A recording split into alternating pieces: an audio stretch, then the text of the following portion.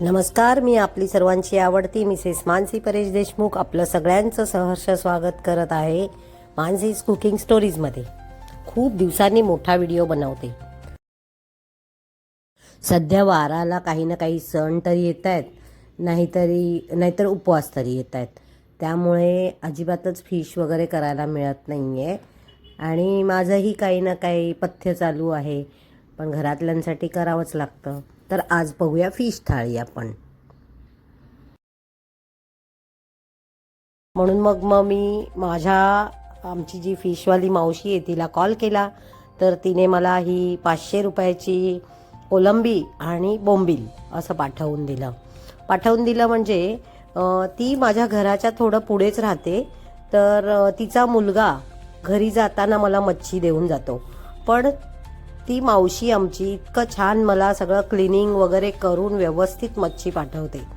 मला फक्त त्यातले कोलंबीचे दोरे वगैरे साफ करणं असतं।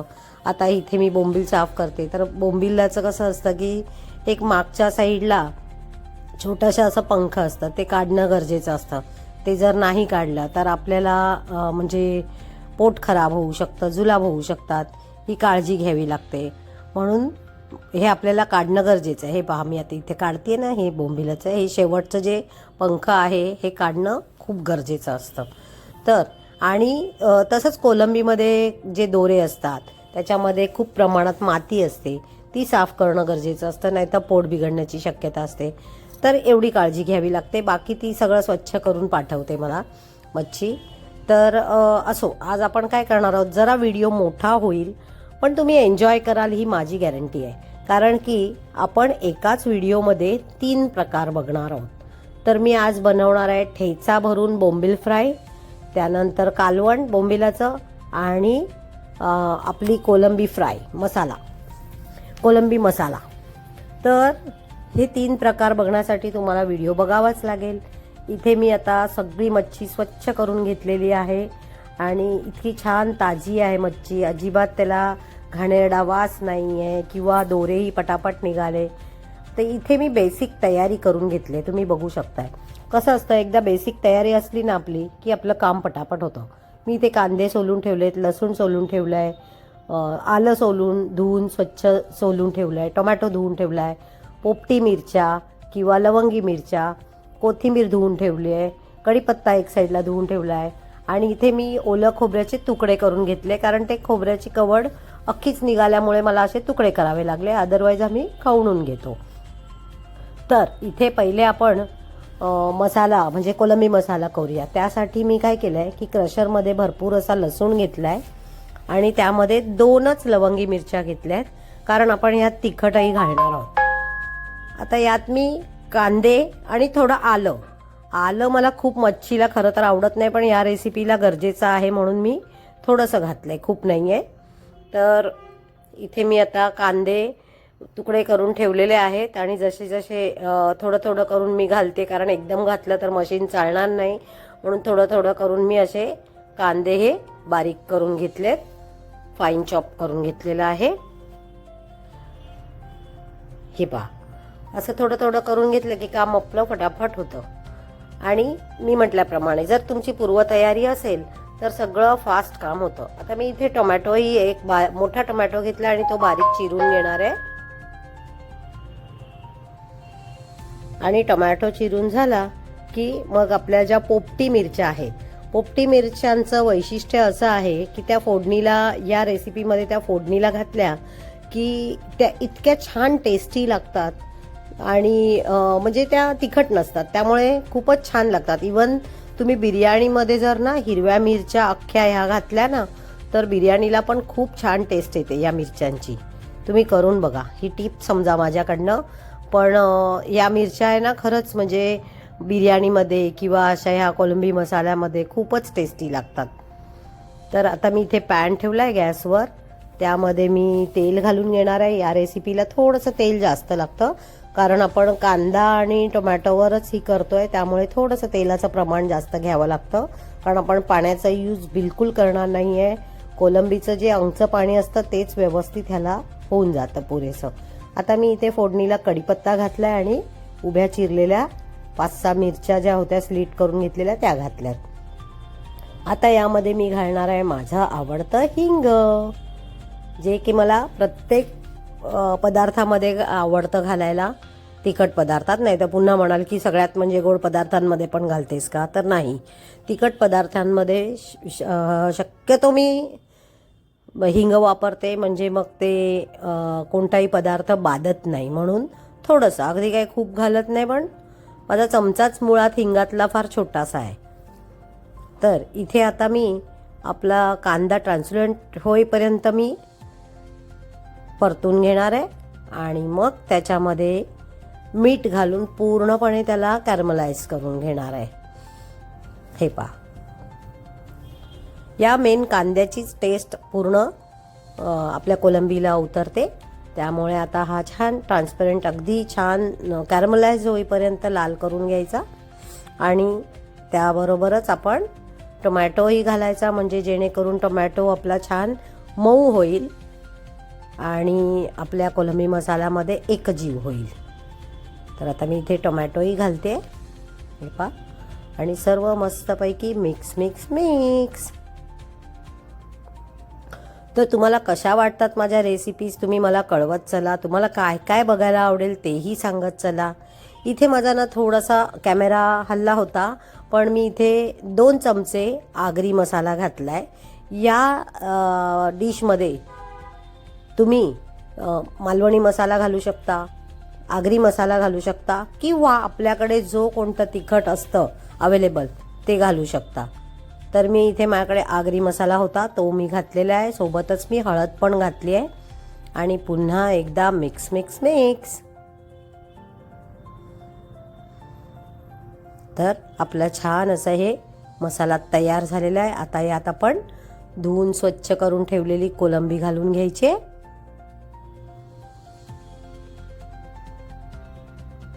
हे पहा, आपली सगळी कोलंबी घालून झाले, पाणी बिलकुल घालायचं नाही आहे आणि पुन्हा एकदा ही व्यवस्थित सारखी करून घ्यायची आहे. या डिशमध्ये तुम्ही हवं तर आमसुलं घालू शकता किंवा वाटलंच लिंबाचा रस घालू शकता किंवा आमचूर पावडर घालू शकता. पण माझ्याकडे अनायसे भिजवलेली चिंच होती म्हणून मी चिंचेचा कोळ घालून घेतलाय. कोणताही प्रकार आंबट घालू शकता, ज्याच्यामुळे कोलंबीचा जो हरवस वास असतो तो निघून जायला मदत होईल. तर मी इथे चिंचही घातलेली आहे, कारण आजकाल तुम्ही बघितले तर हे जे हायब्रिड टोमॅटो आहे ह्याला बिलकुल आंबट अशी चव नसते. जर गावठी टोमॅटो मिळाले तर उत्तमच, मग मला नाही वाटत की बाकी काही आंबट घालायची गरज लागेल.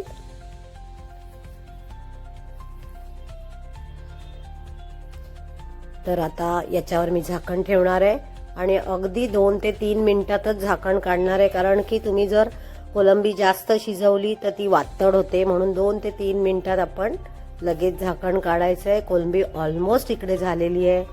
आता ह्याची ग्रेव्ही थोडीशी थिक होईपर्यंत आपण परतवू शकतो, पण मला गरज वाटत नाही आहे, कारण की ना ही थोडीशी आळणार आपली आपणच. तर आता आपल्याला एक फायनल टच द्यायचा आहे ह्याला, म्हणजे भरपूर अशी कोथिंबीर चिरून घालायची आहे, जेणेकरून आपली डिश नवरीसारखी सुंदर सजेल.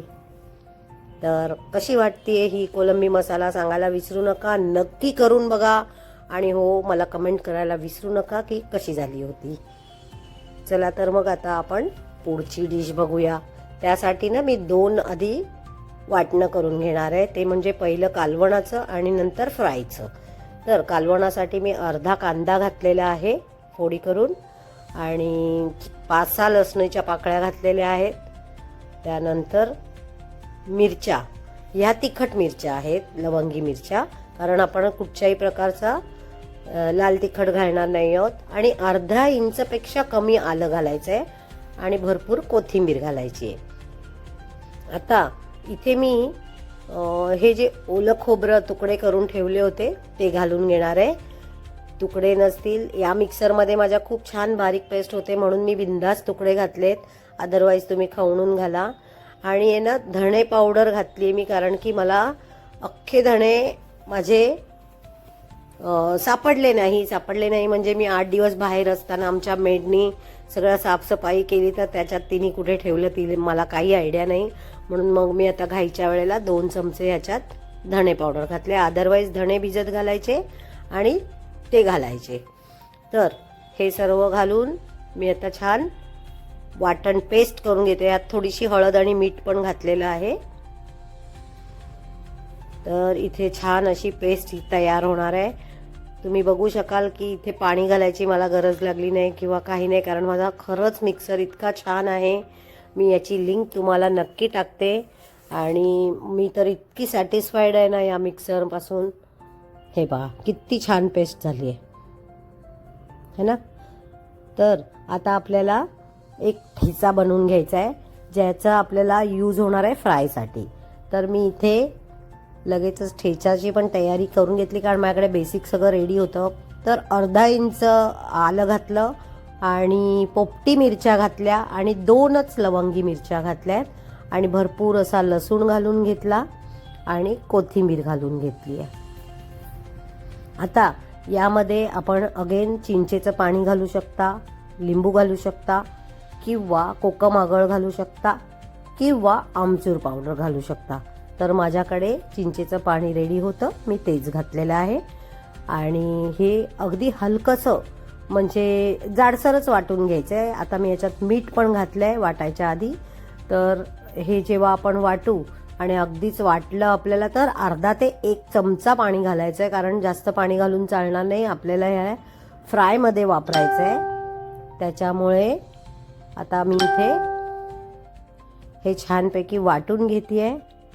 हे पहा अगदी फार बारीक पेस्ट नको आहे मला, जाडसरच हवं आहे, म्हणून मी हे टर्बोवर केलेलं आहे.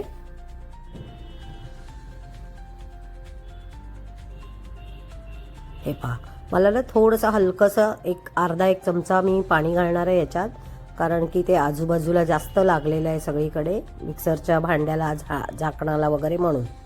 तर आता मी इथे थोडंसं म्हणजे हार्डली अर्धा ते 1 चमचा पाणी घालेन आणि पुन्हा याचं छान वाटण करून घेईन, म्हणजे ठेचा करून घेईन.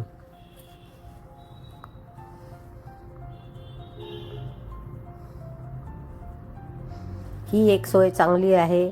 आणि प्लस खरं तर हा मिक्सर लावून मी दुसरं काही काम पण करू शकते, पण म्हणजे त्याच्यात हे आहे की काय आपला मिक्सर उडणार नाही, भांडं उडणार नाही, पण माहीत नाही काय अजून हिम्मत होत नाही असं भांडं सोडून जायची, बाजूला जायचं. तर मी हे आता ठेचा बनवून घेतलेला आहे.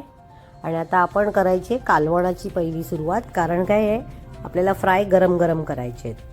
ठीक आहे, तर ही मी ठेचा आहे हा शिफ्ट करून घेते दुसऱ्या बाउलमध्ये आणि एक साईडला मी कालवणाची तयारी करायला घेते, म्हणजे आपलं बाकीचं काम पण पटापट होईल. चला तर मग बघूया आपण कालवण. तर मी इथे मातीचं भांडं ठेवलेलं आहे, त्यामध्ये मी तेल घालून घेणार आहे आणि याच्यामध्ये आता आपल्याला ठेचलेल्या लसणाच्या पाकळ्या घालायच्या आहेत, कारण की यातला लसूण जो असतो तो इतका टेस्टी लागतो फोडणीला घातलेला. तर मी 4-5 पाकळ्या अशा मस्त ठेचून घातलेल्या आहेत. आणि सोबत जो अर्धा कांदा होता, अर्धा आपण फोडणीत घातला आणि अर्धा आपण वाटणात घातला, असा 1 मोठा कांदा मी यूज केला आहे. तर बघू शकता आता मी इथे अर्धा कांदाही घातलाय, बारीक करून घ्यायचा आहे तो. आणि हे सर्व छान परतून घ्यायचं आहे.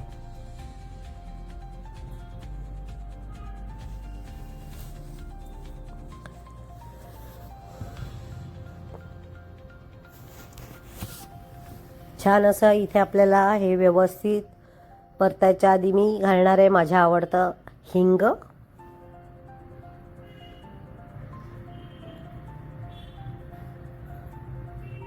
हे पहा, आणि मातीच्या भांड्याला कधीही स्टीलचं म्हणजे स्टीलचं जे चमचा डाव जे असतं कालथा हे वापरू नये, नाहीतर मातीचं भांडं खराब होतं. तर माझ्याकडे हे स्पेशली मातीच्या भांड्यासाठी लाकडी माझ्याकडे उलथणं आहे, चमचा आहे, झारा आहे. तर हे असं सर्व छान परतून घ्यायचं आहे आणि मी आत्ता इथे मसाल्याचा डबा उचलते, कारण कसं आहे काही जरी उडालं कणबिण तर आपल्या मसाल्याच्या डब्याची वाट लागेल, आणि याशिवाय आपण उपासातापासाला पण मसाले वापरतो, तर कुठेही कण जायला नको म्हणून मी ते साईडला उचलून ठेवलं आहे. आणि हा मी सगळा मसाला आता परतून घेणार आहे. इतका सुंदर रंग दिसतो. आपण ना वाटणातच थोडीशी हळद घालायची, बिलकुल आपल्या फोडणीमध्ये किंवा या मसाल्यात हळद घालायची नाही, नाहीतर काळपट रंग येतो.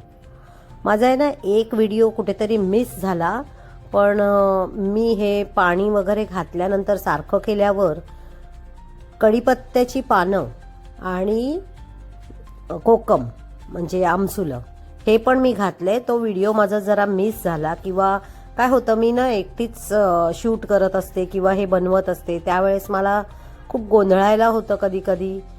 आणि आज तर एवढा मोठा म्हणजे मी जवळजवळ 6-6:30ला काम चालू केलं आणि ते 8:30-9ला सर्व संपलं. म्हणजे 2-3 तास माझे ह्याच्यात गेलेले आहेत, कारण की एवढे प्रकार पण करायचे होते, शिवाय शूट करायचं, प्रत्येक वेळेला कॅमेरा चालू आहे की नाही चेक करायचं, किंवा मध्येच जर एखादा फोन आला, फोन तर कळत नाहीच आपल्याला येऊन गेलेला, आणि याशिवाय कॅमेरा पण बंद होऊन जातो, तर त्यावेळेस मला खूप लक्ष ठेवायला लागतं, तर याच्यात बराच वेळ जातो. तर माझे असे 2-3 तास यामध्ये मोडलेले होते आणि त्या गडबडीत माझं ते मिस झालं.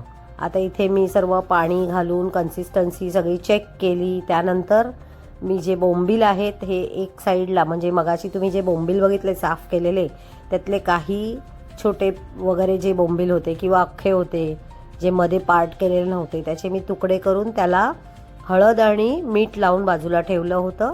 ते मी आता यात घालून घेतलेले आहे. आणि फार उकळवायचं नाही, कारण की लगेचच बोंबील सगळे गळून जातात, त्यामुळे शक्यतो एक 4-5 मिनिटातच गॅस घालवायचा. आता इथे आपलं कालवण पूर्णपणे रेडी झालेलं आहे. एक छोटीशी उकळी आली की आपण तसं तर उकळलेलं होतं, आणि मेन म्हणजे काय मातीचं भांडं आहे ना, गॅस घालवल्यानंतरही त्याची उकळी अशी आपल्याला फुटताना दिसणारच. तर इथे आता मी भरपूर अशी कोथिंबीर घालून घेते. कोथिंबीर घातली की पदार्थाला एक चव तर येतेच, पण त्याची सुंदरताही वाढते. बघा छान दिसतंय की नाही. तर अगेन मी म्हणेन की कशी वाटली ही रेसिपी सांगायला विसरू नका. लाईक, शेअर, सबस्क्राईब नक्की करा. आणि आता आपण बघूया तिसरा प्रकार. तर इथे मी आता जे बोंबील स्वच्छ धुवून ठेवले होते ते एका प्लेटमध्ये काढून घेते.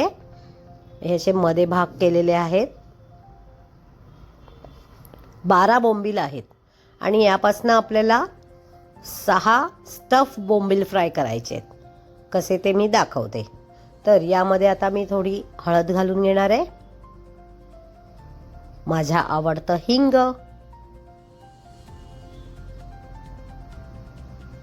आणि इथे मी ना मच्छी मसाला आणला होता अलिबागहून, तो घालून घेते.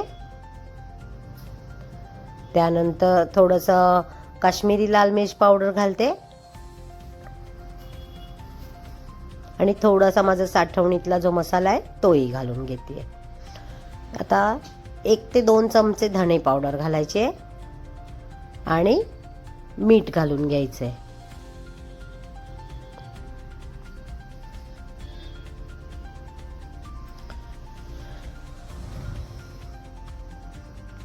या बरोबरीनेच मी ना बारीक चिरलेली कोथिंबीरही घालते.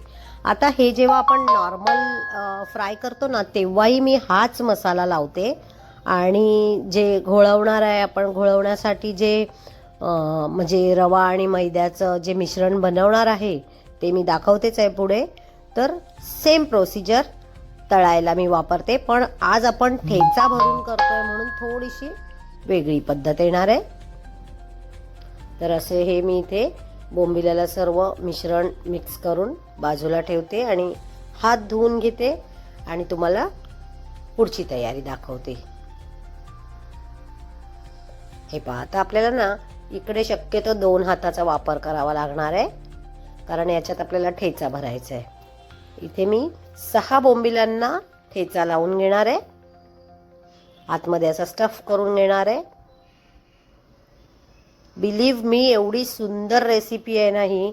आणि दुसरी गोष्ट तुम्हाला मी एक टिप देऊ इच्छिते की खूप लोक बोंबिलांना पाट्याखाली ठेवतात किंवा असं वजन देऊन वगैरे ठेवतात किंवा लिंबू लावतात, जेणेकरून त्यावेळेला त्याचं सर्व पाणी निथळून जातं.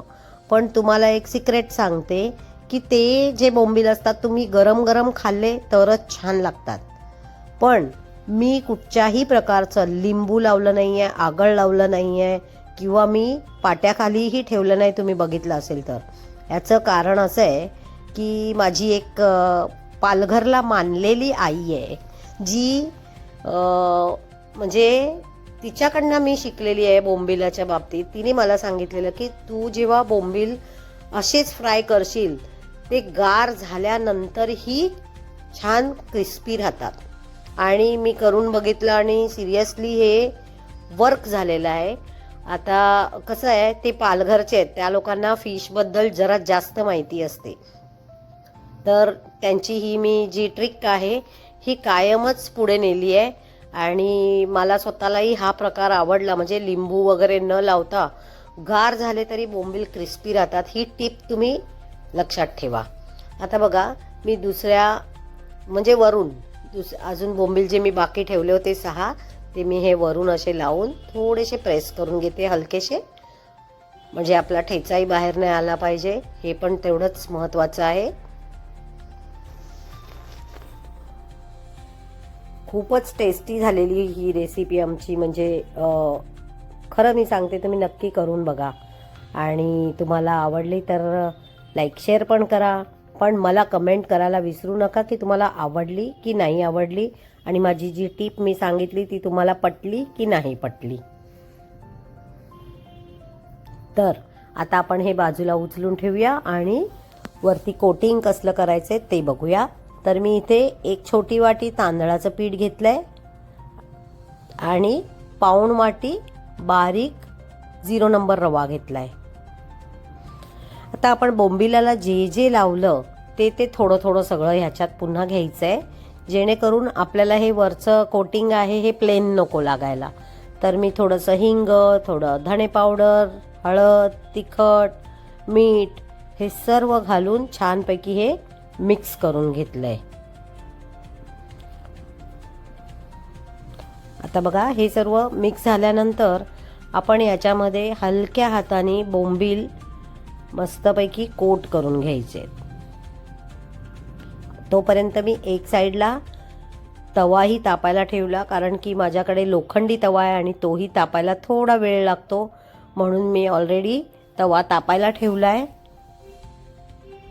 आणि इथे मी एक साईडला हे कोटिंग करायला घेतलंय.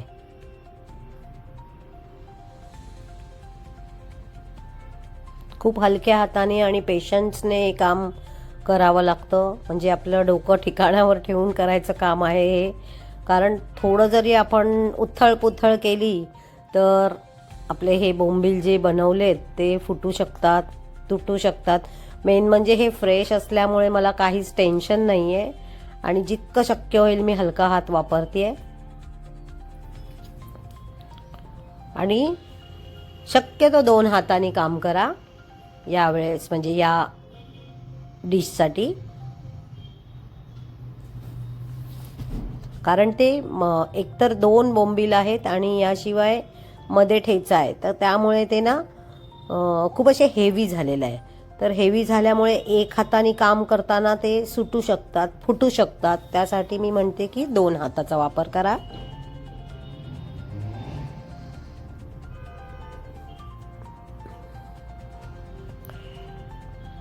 तर मी असे हे 6च्या 6 जे बोंबील आहे हे मी म्हणजे हे स्टफ केलेले जे बोंबील आहे त्याला मी कोटिंग करून घेते.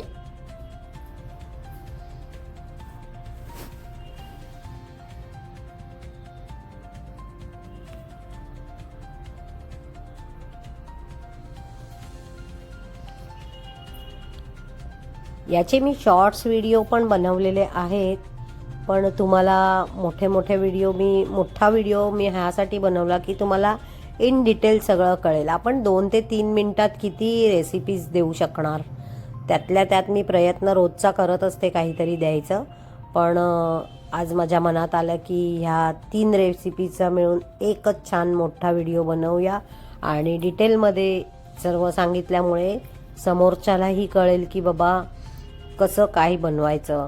स्पेशली आता खूप लग्नांचा सीझन चालू आहे, नव्या नव्या ज्या नवऱ्या आहेत त्यांना हे हेल्पफुल असणार आहे सगळं. माझ्या भाज्या म्हणा, मी अगदी सोप्या सोप्या भाज्या दाखवते किंवा हे फिश दाखवलं तर ज्या नव्या नवऱ्या आहेत त्यांच्यासाठी माझ्याकडनं हा आहेरच समजा की मी तुम्हाला हे शिक्षण देते असं समजा.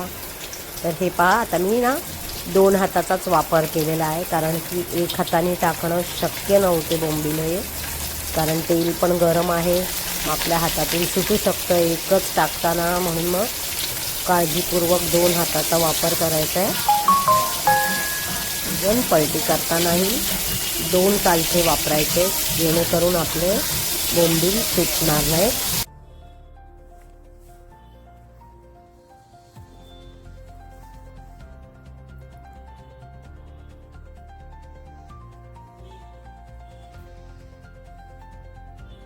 किती छान असा आवाज येतोय, मजा वाटते एकदम.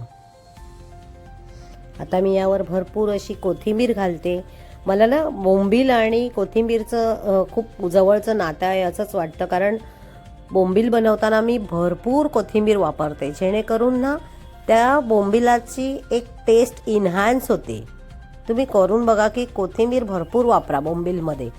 म्हणजे आता ह्यात तर आपण ठेचा घातलाय, पण ठेचा न घालता जेव्हा आपण फ्राय करतो तेव्हाही भरपूर कोथिंबीर वापरा.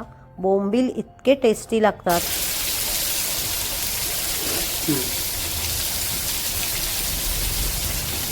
तर आता मी हे ना 2 कालच्यांच्या सहाय्याने पलटी करून घेणार आहे. मस्त क्रिस्पी झाली आहेत एक साईडला. हे पहा, जर हे क्रिस्पी झाले नसते तर कुठेतरी आपला हा ब्रेक झाला असता. पण एकतर बोंबील ताजी आहेत आणि छान तवाही मस्त तापला होता आणि ऑफकोर्स कोथिंबीर पण त्याला हेल्प करते.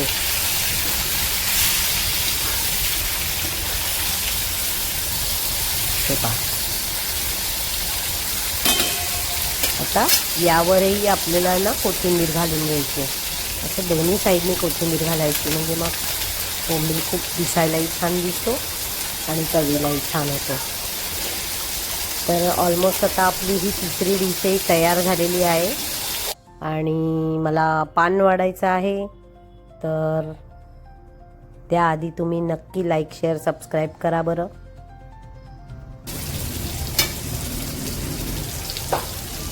मी हे 6 बोंबील जे ठेवलेत, म्हणजे 6 स्टफ तयार करून ठेवलेले आहेत. 3 तर झालेले आहे. ॲट अ टाईम मी 3च मुद्दाम टाकलेत, कारण साईज मोठी असल्यामुळे उगाचच ते फुटायला नको, एकमेकाचा धक्का लागून, म्हणून मग 3च टाकलेले आहेत. बाकीचे 3 मी तळून घेणार आहे.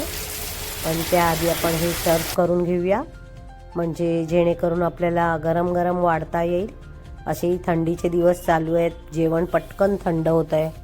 आज आमच्याकडे तांदळाची भाकरी आहे, पण तरीसुद्धा मी तांदळाची भाकरी आता वाढतानाच तुम्हाला व्हिडिओ नाही केला आहे. मी डायरेक्ट भात वाढते आहे. पण आणि मला बघा, मला ना मदत घ्यावी लागली.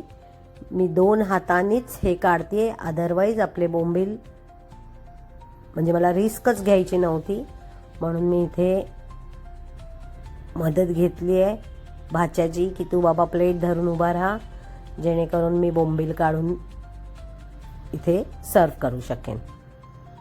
तर असे आपले बोंबील फ्राय तयार झालेले आहेत. किती सुंदर दिसतात बघा. चला तर मग आता आपण पान वाढून घेऊया आणि आपली बोंबील थाळी म्हणावी की काय, फिश थाळी, तुम्हीच नाव सुचवा मला काय नाव ठेवू ते. बघा, आता मी ना छान पितळेचं ताट घेतलंय आणि त्यामध्ये इथे पहिले बोंबील सर्व करून घेते. इथे बोंबिलाचं कालवण आहे, त्याच बरोबरीने आपण जो कोलंबी मसाला केला आहे तोही मी एक साईडला वाढून घेणार आहे. आणि फिश म्हटलं किंवा चिकन म्हटलं की इंद्रायणी राईस आलाच, कारण इंद्रायणी शिवाय पर्यायच नाही. तर इथे मी हा भात बनवून घेतलेला आहे गरम गरम वाफाळता. आता पांढरा भात ठेवू नये असं म्हणतात, म्हणून थोडंसं कालवण मी याच्यावर घालणार आहे आणि सोबत आपला कांदा. तर कशी वाटली आजची डिश सांगायला विसरू नका. लाईक, शेअर, सबस्क्राईब नक्की करा. पुन्हा भेटूया उद्याच्या भागात. आणि तुम्हाला अजून काय बघायला आवडेल मला नक्की सांगा. आणि या जेवायला. चला तर मग मी आता इथेच थांबते, तुमची सर्वांची रजा घेते. पुन्हा भेटूया उद्याच्या भागात. आपलं सगळ्यांचे मी धन्यवाद मानेन की आपला हा एवढा छान मोठा व्हिडिओ तुम्ही बघायला मदत केली. धन्यवाद.